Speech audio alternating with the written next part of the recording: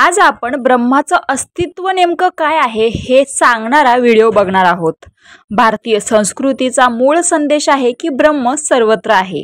ही कल्पना केवळ अध्यात्माचं सारच नाही तर मानवी जीवनाची दिशा आणि दृष्टी देखील ठरवते।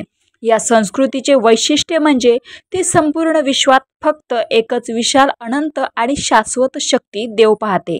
आपण त्याच दैवी शक्तीचा अविभाज्य भाग आहोत।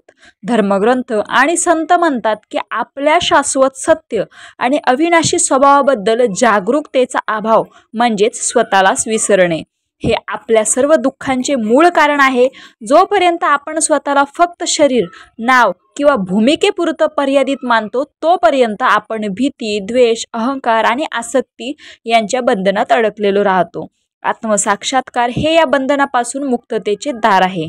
म्हणून विवेक आणि चिंतनाद्वारे आपल्या शाश्वत आत्मस्वभावाची जाणीव करून घेणे हे आपल्या जीवनात सर्वोच्च प्राधान्य असले पाहिजे।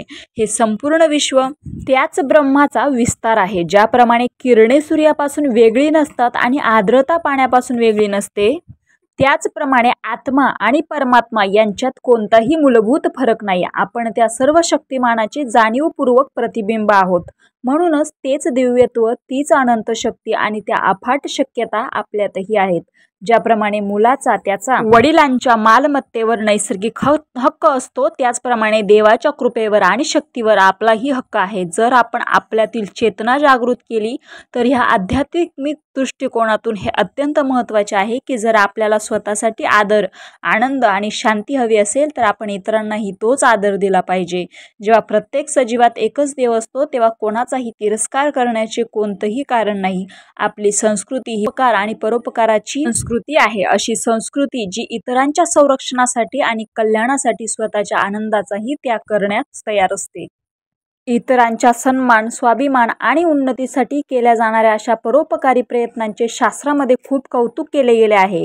त्यांनी दानाला यज्ञ म्हटले आहे, एक यज्ञ ज्यामध्ये एखाद्याचा अहंकार, स्वार्थ आणि मर्यादित दृष्टी अर्पण केली जाते। त्यागाची हीच भावना आपल्या आत्म्याला उन्नत करते आणि आपल्याला दैवी कृपेसाठी पात्र बनवते। खरं तर देवाची दया फक्त त्यांनाच मिळते ज्यांचे हृदय करुणा, आदर आणि उदारतेने भरलेले असते। म्हणून आपण आपले सद्गुण वाढवणे आणि प्रत्येक जीवात देवाची झलक पाहणे आवश्यक आहे। ही दृष्टी आपल्याला आत्मसाक्षात्काराकडे घेऊन जाते आणि जीवनाला अर्थपूर्ण बनवते।